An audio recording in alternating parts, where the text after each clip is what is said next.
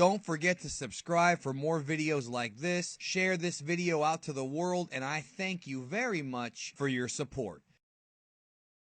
Last week, the Champa arc began, and really the true Dragon Ball Super story began last week with episode 28. This week, episode 29 of Dragon Ball Super, which is what I'm talking about here as the Champa arc continues.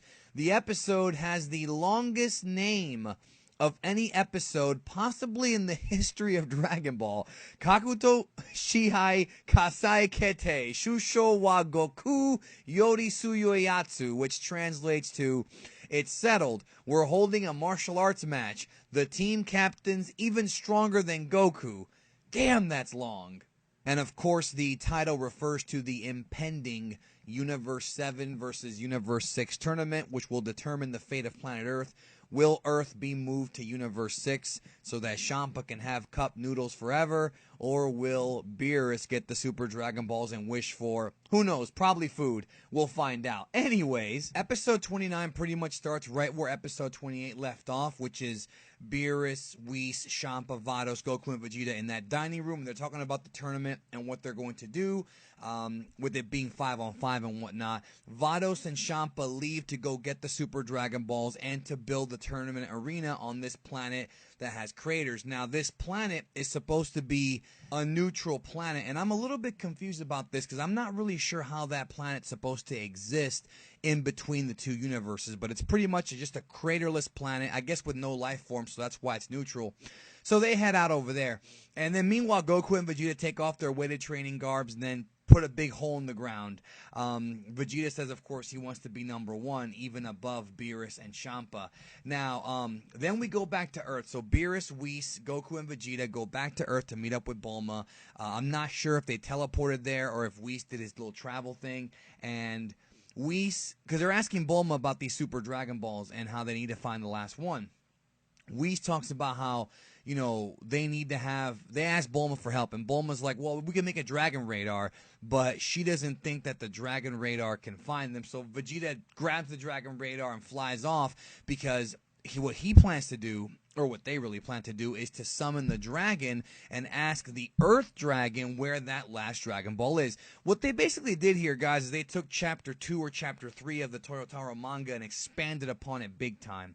So Vegeta takes the Dragon Radar and flies off to go find the Dragon Ball. So that begins my first major con of this episode. I enjoyed the episode, but there's a major timeline problem here, which I'm going to talk about momentarily, but remember that. Remember, he grabbed the Dragon Radar to find the Dragon Balls. Now, the Resurrection F arc just ended a couple of weeks ago on television, but we now have confirmed that this part of the story is 1 year afterward, and it has to be 1 year afterward because the Dragon Balls were used to resurrect Frieza, and then Pilaf and company made the remaining wishes. So it has to be 1 year for the Dragon Balls to recharge. So since that event, you can take Frieza's training however you want, 6 months or whatever, 4 months, depending on what version you watch, if you even want to count the movie. And this episode takes place this arc takes place 6 months after Frieza was defeated,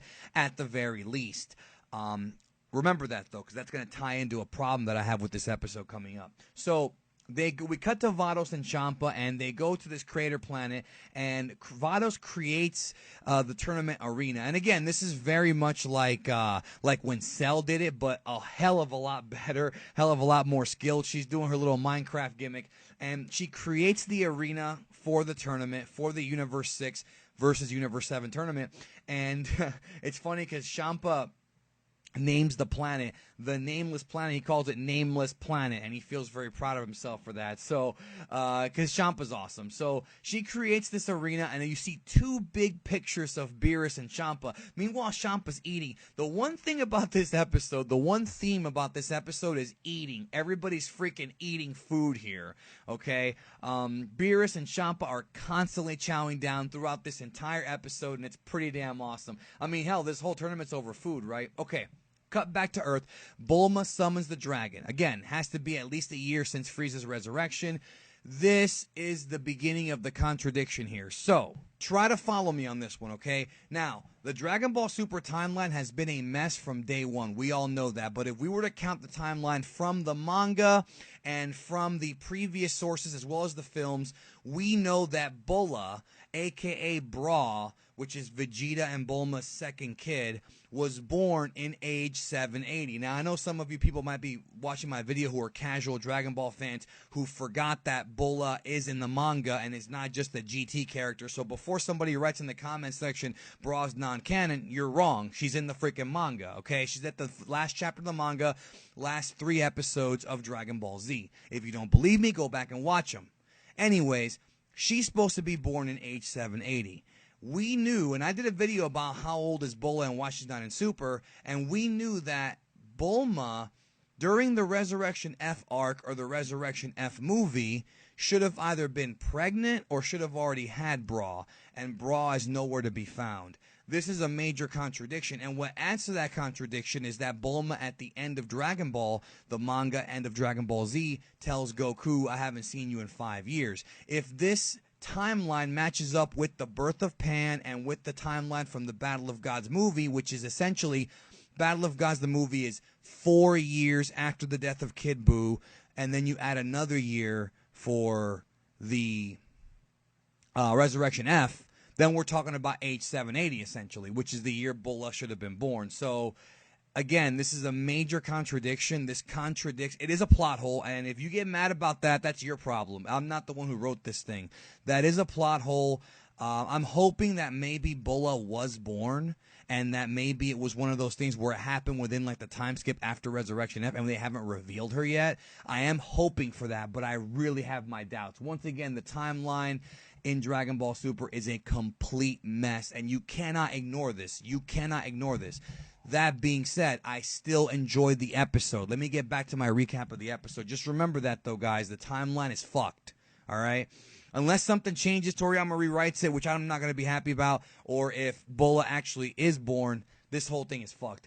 Anyways, the dragon freaks out when he sees Beerus, and they ask him, you know, how do you find the last Super Dragon Ball? The dragon says that the universe is way too vast for him to be able to find that Super Dragon Ball. And then Whis is like, well, that's the Earth Dragon Ball limitation. And then Shenlong is like, do you have another wish? And then Beerus goes, gets lost. It's so funny. Beerus goes, yeah, get lost. That's my wish. Dragon says, peace, and disappears. This is one of the best Beerus moments ever, yo. Yeah, get lost. That's my other wish. Asshole. No, but so Bulma wants to create a super dragon radar. And once again, they summon the dragon, and I'm not sure if this counts as a wish. Because the dragon said, do you have another wish? I guess asking the dragon about the Super Dragon Balls does count as a wish. So the dragon has 2 wishes left. The Dragon Balls dissipate. So that, of course, means that the dragon won't be back for, you know, another a third of a year or whatever, 4 months. I did a video. If anybody watching this is confused about the Dragon Balls and how many wishes you get, I did a video called The History of the Dragon Balls, Dragon Ball In-Depth 10. Go check out that video on my channel if you want to know more about, like, the Dragon Ball wishes. There is some confusion there. Just understand the Dragon Ball wishes are also very inconsistent, okay? So, moving on. Champa and Vados have a conversation. He wants to find himself some Saiyajin. And those of you who have read the Dragon Ball Super manga, you already know who that is. And we get an awesome shot of Beerus and Whis at Capsule Corp eating once again. Beerus, of course, mentions people who are stronger than Goku and the fighting, and Goku is, of course, very excited. Bulma then, of course, finishes the Super Dragon Radar. Somehow, Bulma can create a radar that can detect objects in deep space, even though she hasn't been there. How can she do this? Who the hell knows? But I'm not going to be mad at that. I'm just going to say that, hey, Bulma's very, very smart, and it's cool. I can sleep at night with that one, all right? Oh, and one more thing I actually forgot to mention, guys, that I thought was really, really funny, that when the dragon leaves, Goku is like, did I forget something? Oh, yeah, I forgot to wish Kaio back to life. And then King Kai's looking very upset. He's like, damn it. I thought it was funny as hell. And by the way, Bulma actually points out the plot holes. She actually points out the plot holes in this episode, right? And she was told, shut up. We just want to fight. I think It's utterly hilarious that this show is aware of the plot holes. Yes, they bother me still. Okay, but I think it's funny how they're so self-aware that they actually told her to shut up. She, of course, is playing the part of us. So anyways, Bulma, okay, so let me get back to the recap. So Whis and Beerus, they leave to go find Monaka. And if you've read the Dragon Ball Super manga, you know who that is. The nipple guy who they claim is the most powerful guy that Beerus has ever fought. Then Bulma makes a phone call to her sister. And she tells Goku and Vegeta, I'm going to call my sister. And Vegeta and Goku, shocked, again, playing the part of the audience, are shocked. And this is so funny because Vegeta has been her husband now for like, how long? How many years? Like 10? Something like that, like 10 years.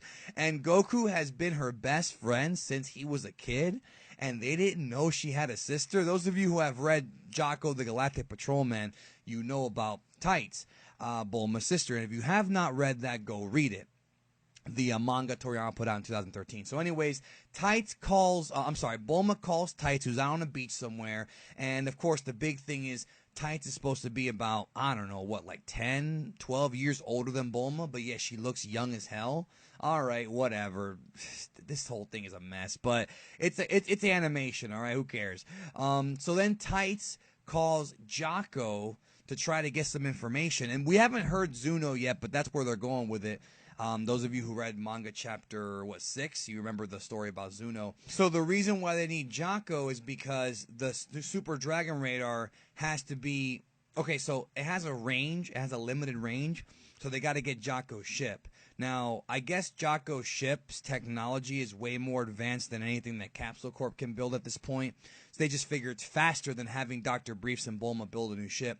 So again, Tights calls Jocko, and Jocko's like, oh, well, you know, I'm busy and doing Galactic Patrol business, when he's actually just goofing off, playing with stones or whatever on some mountain or some shit. And of course, she mentions Goku and Vegeta, which of course freak him out for several reasons. Those of you who have read Jocko the Galactic Patrolman, you know that in Jocko, he was supposed to stop baby Goku from coming to Earth, and he failed the mission, obviously, right? And so he doesn't want the Galactic Patrol to find out that Goku even exists, even though I have a feeling that they will eventually. But, of course, with Frieza being gone and the entire planet of Vegeta being gone, then they have nothing to worry about at this point. But still, it's like a running joke. If you read Jocko, you know. Anyways, the episode pretty much ends with Whis and Beerus going to go find Monaka. Next week, basically, from what I understand, next week is going to be Goku and Vegeta recruiting the people for the tournament. We actually find Gohan, and this is the clip that all the Gohan fans are going to be happy to see. Gohan is training his ass off with Piccolo just like the old days. Now, I don't know how strong they could possibly get, but still, the fact that Gohan's putting the effort in is good. He's wearing his green tracksuit still, training with Piccolo. That's next week. So, my final thoughts. The cons are the timeline's all jacked up, and I'm really pissed off about it. Bra can no longer exist unless she was born, and they haven't shown her yet. They might be doing some kind of little secret reveal. And that's pretty much it as far as the con goes. The pro is lots of world building in this episode, really great animation, amazing backgrounds, amazing animation, amazing backgrounds. Visually, it looked incredible, just really, really the best art that you could possibly get for Dragon Ball standards is here. Not to mention the animation was top notch. Everybody looked great. Those are the pros, and also the moments with Goku and his interactions with Beerus and Whis and Bulma, just the characters and Champa. The characters are lively, and Dragon Ball Super continues 2 weeks in a row of good episodes. I'm going to hope that that stupid freaking Bola thing gets fixed. Maybe she is born. Who knows what the hell is going to happen. I'm hoping she is. But anyways, let me know your thoughts below if you've seen the episode already. Let me know. Did you like the episode? Did you not like it? I'm sure that next week will be interesting to see what Gohan has been up to with Piccolo. But we'll find out then. Anyways, thanks for checking out my review, and I will catch you down the road.